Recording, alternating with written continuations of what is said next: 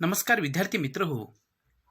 विषय मराठी इयत्ता 12वी, कविता क्रमांक 6, रंग माझा वेगळा. कवी सुरेश भट यांची ही प्रसिद्ध गझल आहे. शब्दार्थांसह संपूर्ण कवितेचा सोप्या भाषेत भावार्थ आपण या व्हिडिओमध्ये समजून घेणार आहोत. चला तर मग आपण रंग माझा वेगळा या गझलेचा आस्वाद घेऊया. ही गझल आहे कवी सुरेश भट यांची. त्यांचा कालखंड आहे इसवी सन 1932 ते इसवी सन 2003 असा. सुप्रसिद्ध कवी, पत्रकार, संपादक म्हणून कवी सुरेश भट यांना आपण ओळखतो. काही काळ वृत्तपत्रात वार्ताहर व साप्ताहिक बहुमतचे संपादक म्हणून त्यांनी काम केलेलं आहे.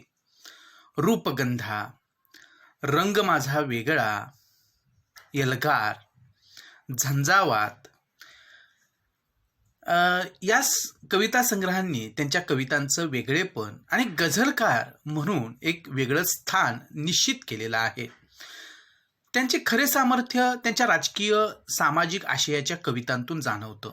आणि कवी सुरेश भट यांनी ज्या कविता लिहिलेल्या आहेत तर त्यांच्या राजकीय आणि सामाजिक विषयांवरच्या कविता खऱ्या अर्थानं आपल्या डोळ्यात अंजन घालणाऱ्या आहेत आणि समाजामध्ये एक सामाजिक जाण निर्माण करणाऱ्या आहेत. माणसांचा दुटप्पी व्यवहार, स्वार्थ, ढोंगीपणा, लाचारी, समाजातील मूल्यहीनता, मीची समाजाने केलेली मानहानी यांविषयीचा प्रखर संताप ते व्यक्त करतात. आता कवी हे संवेदनशील विचारांचे असतात, मनाचे असतात आणि आजूबाजूला माणसांचा दिसणारा दुटप्पी व्यवहार असेल, स्वार्थीपणा असेल, ढोंगीपणा असेल, लाचारी असेल, समाजामध्ये हरवत जाणारी मूल्य असतील आणि कवीच्या व्यक्तिमत्वाचा म्हणजे आपल्या प्रत्येकाचा एक स्व असतो, एक मी असतो की तो याची समाजानं खरं तर आदर ठेवायला पाहिजे, परंतु काही वेळेला मानहानी होते आणि याविषयीचा एक प्रखर संताप, राग जो आहे तो त्यांनी आपल्या कवितांमधून व्यक्त केलेला आहे. प्रेम कवितेतील त्यांची मृदू व हळुवार शब्दकळाही कधी कधी तीक्ष्ण, धारदार व उपरोधिक बनते. खरं तर प्रेम कवितेमध्ये असणारे शब्द हे मृदू आणि हळुवार असायला पाहिजेत, परंतु तिथे सुद्धा आपल्या भावना व्यक्त करत असताना कधी कधी तीक्ष्ण, धारदार व उपरोधिक स्वरूपाची शब्दकळा त्यांच्या प्रेम कवितेमध्ये आलेली आपल्याला दिसते. गझल या रचनाबंधाचा निष्ठापूर्वक स्वीकार व दृढनिश्चयी प्रसार हे सुरेश भट यांचे काव्य परंपरेतील खरे योगदान. आता गझल हा काव्याचा एक वेगळा प्रकार आहे आणि मराठीमध्ये गझलेला लोकप्रियता मिळवून देण्यामध्ये कवी सुरेश भट यांचा वाटा हा खरं तर मोलाचा आहे. आणि अतिशय निष्ठेनं त्यांनी गझलेला वाहून घेतलं आणि या गझलचा एक प्रसार जो आहे तर तो करण्यामध्ये सुद्धा सुरेश भट यांचं योगदान खूप मोठं आहे. गझल हा रचनाबंध लोकप्रिय करण्यात त्यांचा सिंहाचा वाटा आहे आणि अशा प्रकारे गझल हा काव्याचा जो विशेष प्रकार आहे आणि तो मराठीमध्ये रुजवण्याचं काम ज्यांनी केलं त्याच्यामध्ये सुरेश भट यांचं स्थान जे आहे ते खऱ्या अर्थानं खूप महत्त्वाचं आहे आणि याविषयी आपण इथे जाणून घेतलेलं आहे. आता आपण या कवितेची जी मध्यवर्ती कल्पना आहे तर ती समजून घेणार आहोत. पहा, रंग माझा वेगळा या अत्यंत गाजलेल्या गझलेत आपणाला गझलकाराच्या अगदी वेगळ्या व्यक्तिमत्वाची ओळख होते.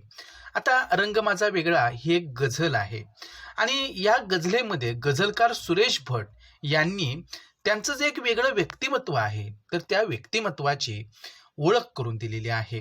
आता प्रत्येक व्यक्ती ही वेगळीच असते, त्याचं व्यक्तिमत्व हे वेगळं असतं, परंतु अशा काही व्यक्ती असतात की त्यांना खऱ्या अर्थानं आपल्या स्वची जाणीव झालेली असते. आपण कसे आहोत हे त्यांनी ओळखलेलं असतं आणि लेखक, कवी यांच्याकडे त्या पद्धतीची निरीक्षण शक्ती असल्यामुळं आपल्या मनाचं विश्लेषण सुद्धा ते सहजपणे करत असतात. आणि कवी सुरेश भट यांनी सुद्धा त्यांच्या वेगळ्या व्यक्तिमत्वाची एक ओळख जी आहे ती या गझलेमध्ये करून दिलेली आहे आणि गझलेला दिलेलं जे नाव आहे रंग माझा वेगळा, या शीर्षकामध्ये सुद्धा आपल्याला हे लक्षात येतं की माझा रंग हा इतरांपेक्षा वेगळा आहे, म्हणजे इतरांपेक्षा मी वेगळा आहे, माझं व्यक्तिमत्व वेगळं आहे, अनोखं आहे.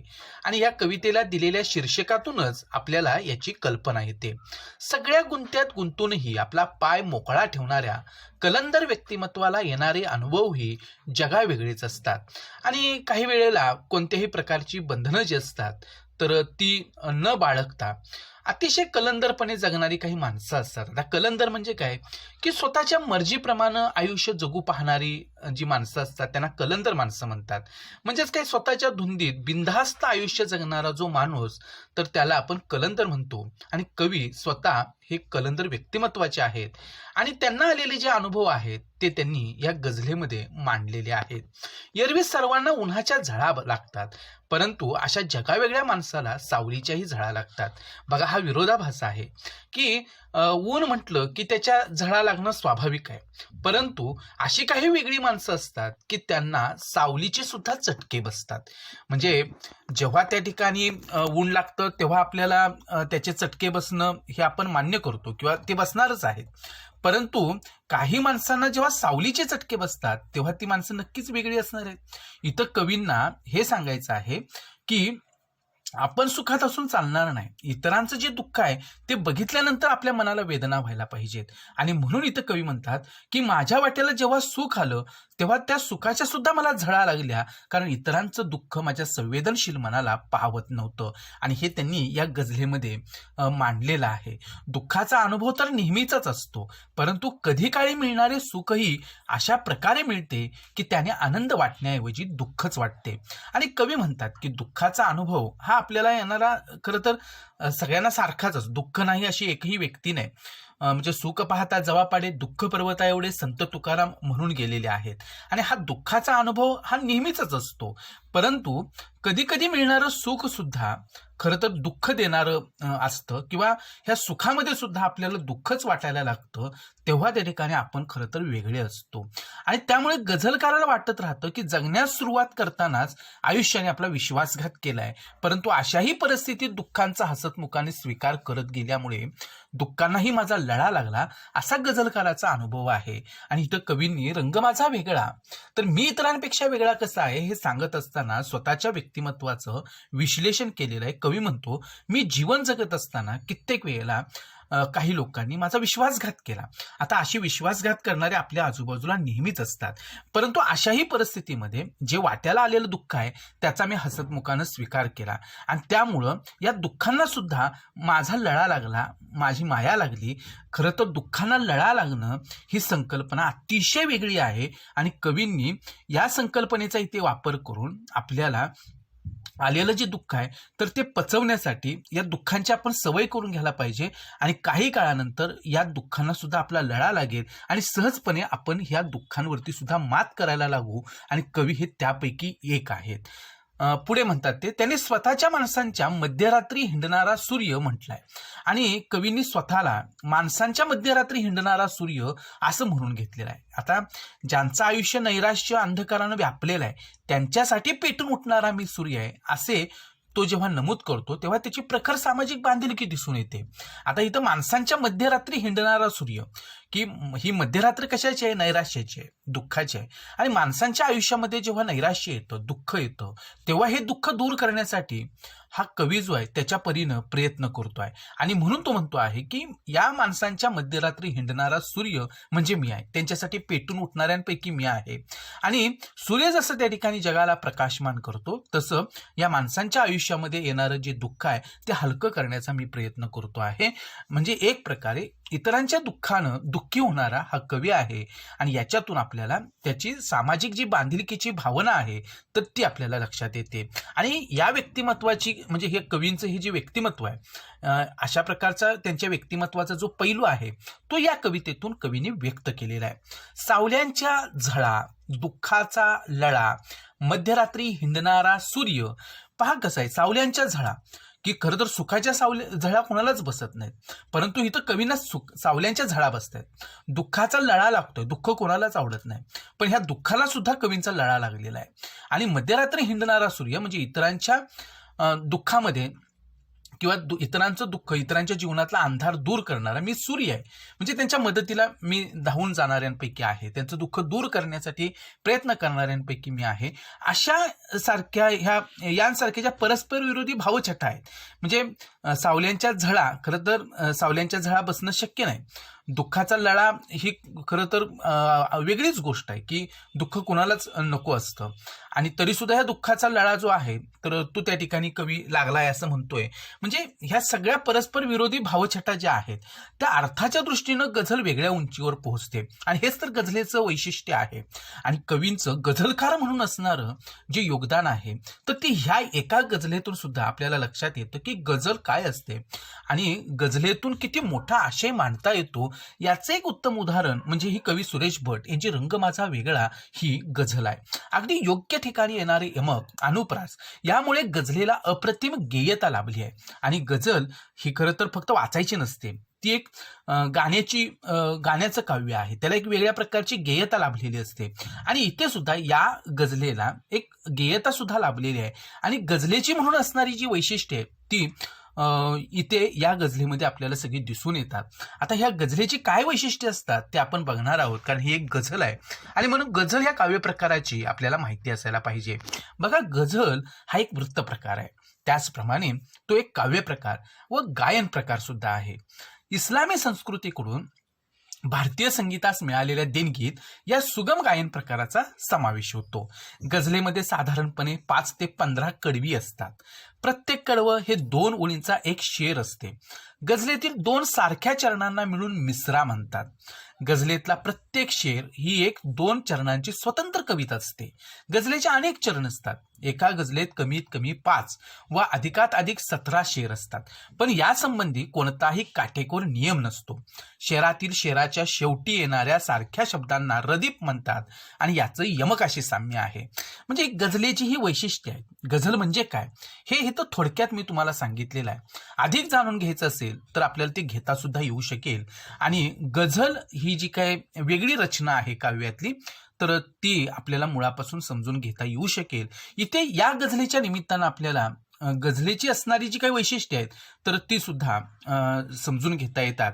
आणि गझलकार म्हणून कवी सुरेश भट यांनी जी काही कामगिरी मराठी साहित्यामध्ये बजावलेली आहे ती खूप वेगळी आहे, वैशिष्ट्यपूर्ण आहे. आणि त्यांच्याच एका गझलेचा अभ्यास आपल्याला यावर्षी करायचा आहे. चला तर मग आपण रंग माझा वेगळा ही कवी सुरेश भट यांची जी गझल आहे त्या गझलेचा भावार्थ जाणून घेऊया.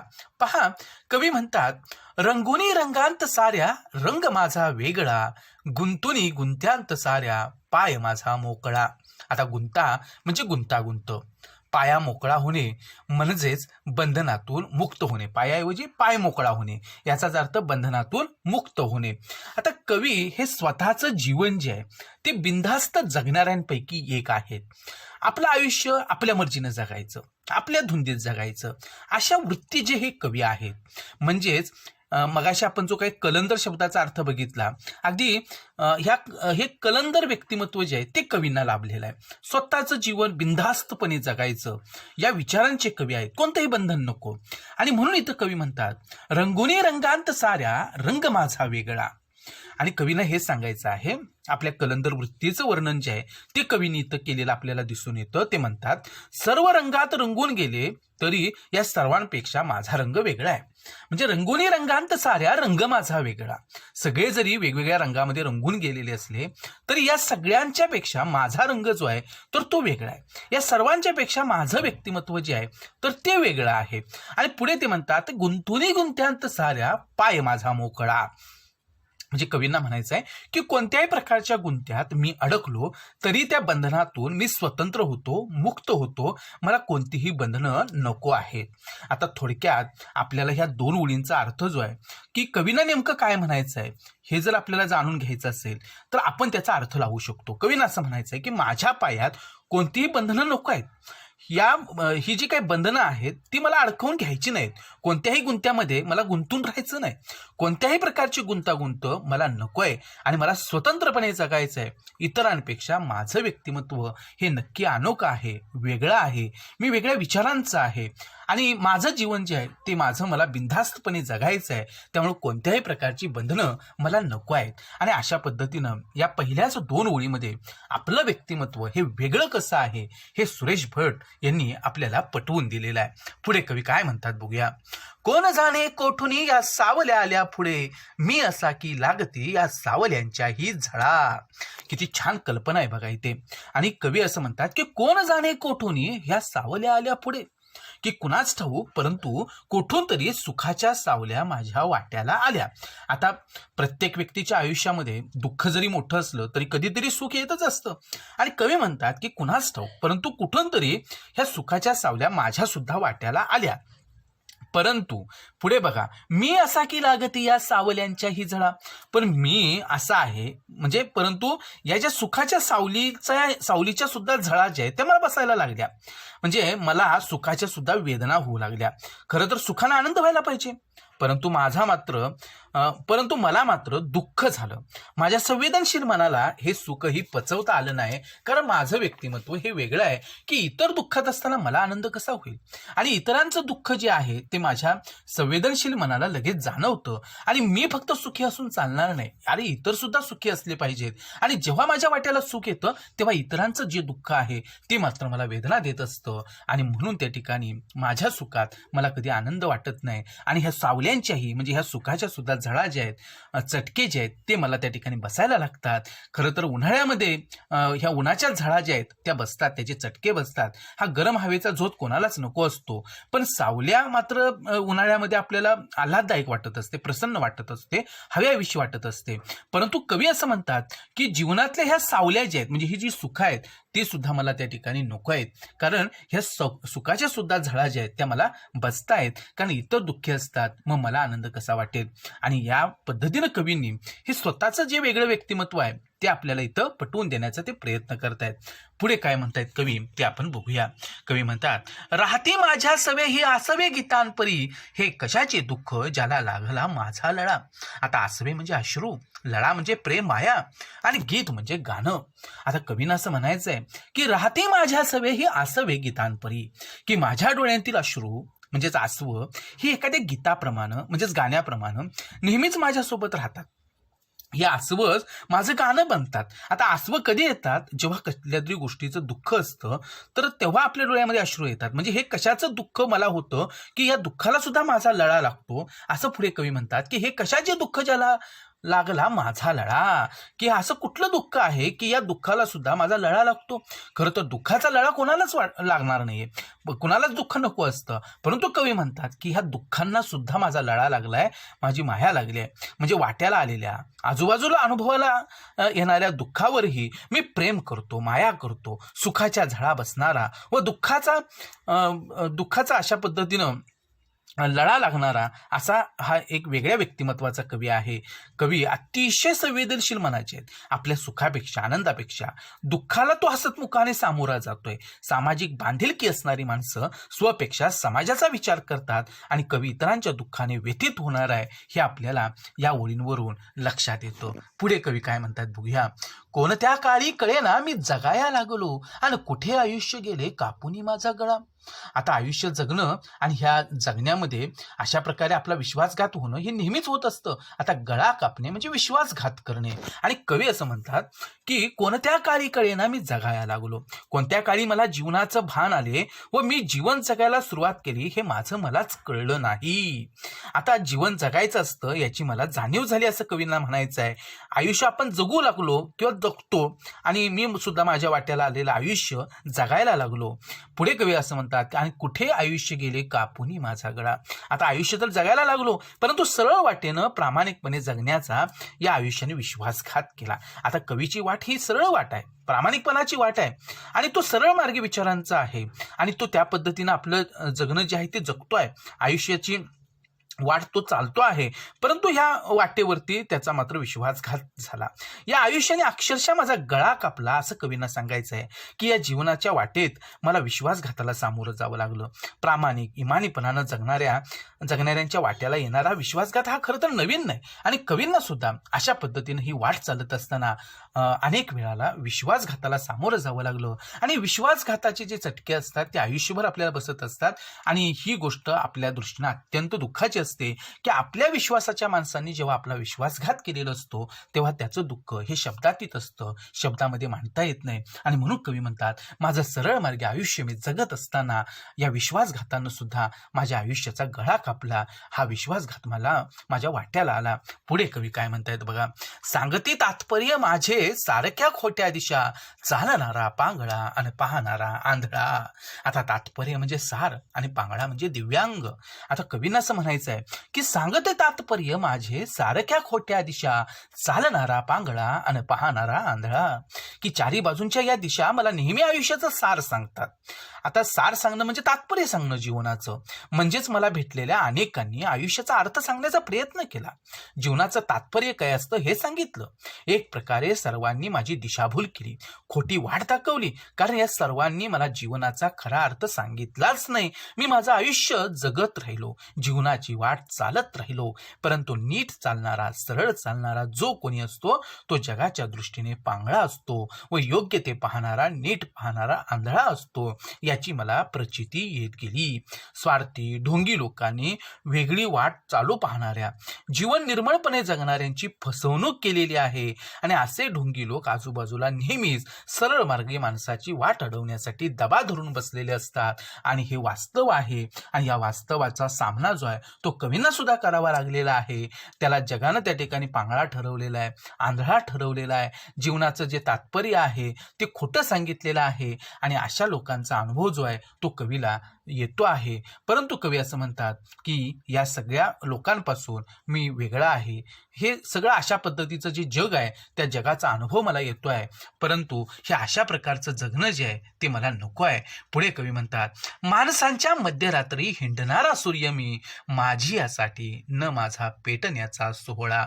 आता उत्सव म्हणजेच सोहळा म्हणजे खरं तर उत्सव, इथं जरा थोडंसं उलटं सुलटं झालेलं आहे की सोहळा म्हणजे उत्सव. आता कवींना काय म्हणायचं आहे की माणसांच्या मध्यरात्री हिंडणारा सूर्य मी. आता माणसांची ही मध्यरात्र कसली आहे? नैराश्याची आहे, दुःखाची आहे. माणसांच्या आयुष्यामध्ये नैराश्य येतं, दुःख येतं. आणि कवी म्हणतात की अशा मध्यरात्री म्हणजे माणसांच्या नैराश्याच्या वेळेला, दुःखाच्या वेळेला त्यांचं दुःख दूर करण्यासाठी सूर्य बनणारा मी आहे. म्हणजे सूर्य जसं जग प्रकाशमान करण्याचं काम करतो तसं त्या ठिकाणी ही सूर्याची भूमिका जी आहे तर ती पार पाडण्याचं काम मी करतो आहे. म्हणजेच कवींना असं म्हणायचं आहे की माणसांच्या मध्यरात्री हिंडणारा मी सूर्य आहे. आता ही मध्यरात्र म्हणजे काय तर नैराश्य, दुःख, दारिद्र्य असतं की ज्यामुळे माणसं आयुष्यात कोलमडून पडतात, त्यांना आशेचा किरण दिसत नाही. आणि या लोकांसाठी तळपणारा, प्रकाश निर्माण करणारा मी सूर्य आहे. म्हणजे जिथं मध्यरात्री हिंडणारा सूर्य मी, त्याचा अर्थ हा असा आहे. माझे विचार वेगळे आहेत. कवी म्हणतात की इतरांचं दुःख जाणून घेणारं संवेदनशील मन माझ्याकडे आहे. इतरांवर अन्याय होत असेल तर उघड्या डोळ्यांनी मी तो पाहू शकत नाही. या अन्यायाविरुद्ध पेटून उठणारा मी आहे. आणि हे पेटून उठणं जे आहे ना ते माझ्यासाठी, माझ्या स्वार्थासाठी नाही, स्वतःसाठी पेटून उठणाऱ्यांपैकी मी नाही, तर या स्वार्थाचा उत्सव साजरा करणाऱ्यांपैकी मी नाही. तर कवींना असं सांगायचं आहे की या ह्यांच्यापेक्षा मी वेगळा आहे, कारण मी स्वतःसाठी कधीच पेटून उठत नाही. हा पेटण्याचा सोहळा जो आहे तर तो मला साजरा करण्याची गरज नाही, कारण इतरांसाठी, इतरांच्या मध्यरात्री हिंडणारा मी सूर्य आहे. आणि हे सगळं जे काही काम आहे तर ते मी लोकांचं दुःख पाहून त्या लोकांच्यासाठी काहीतरी करण्याचा प्रयत्न करतो आहे. म्हणजेच या कवितेतून स्वतःचा रंग इतरांपेक्षा वेगळा कसा आहे हे कवींनी अतिशय समर्पकपणे मांडलेलं आपल्याला दिसून येतो. आता सावल्याच्या झळा, दुःखाचा लळा, मध्यरात्रीचा सूर्य, हे या मध्यवर्ती कल्पनेमध्ये पण आपण हे सगळे संकल्पना समजून घेतलेल्या आहेत की या प्रतिमा खरंच नाविन्यपूर्ण आहेत. म्हणजे ह्या अर्थछटा ज्या आहेत त्याचा अर्थ आपण किती जरी लावला तरी आपल्याला त्याचा अर्थ समजून घ्यायला खरंच आपण कमी पडू, अशा पद्धतीच्या ह्या अर्थछटा आहेत. आणि त्यांचा समर्पक उपयोग जो आहे तो या गझलेमध्ये कवी सुरेश भट यांनी केलेला आहे. अतिशय ओजस्वी अशी ही शब्दकळा व शब्दांची समर्पक पेरणी हे गझलकाराचं वैशिष्ट्य असतं. आणि कवी सुरेश भट यांनी एक गझलकार म्हणून मराठी साहित्यामध्ये एक स्वतःचं जे वेगळं स्थान निर्माण केलेलं आहे त्याची जाणीव जी आहे ते आपल्याला रंग माझा वेगळा या कवी सुरेश भट यांच्या गझलेतून नक्की होते. विद्यार्थी मित्र हो, या गझलेचा अर्थ आपण सगळ्यांनी समजून घेतलेला आहे आणि अशाच प्रकारचे सर्व व्हिडिओ पाहण्यासाठी तुम्ही हा चॅनेल जो आहे तो सबस्क्राईब करायला विसरू नका. तुमच्या मित्रमैत्रिणींना सुद्धा सांगा की जेणेकरून त्यांना ह्या सगळ्या गोष्टींचा उपयोग नक्की होईल. आज आपण या व्हिडिओमध्ये इथेच थांबू. पुन्हा भेटू नवीन घटकासहित पुढील व्हिडिओमध्ये. तोपर्यंत धन्यवाद.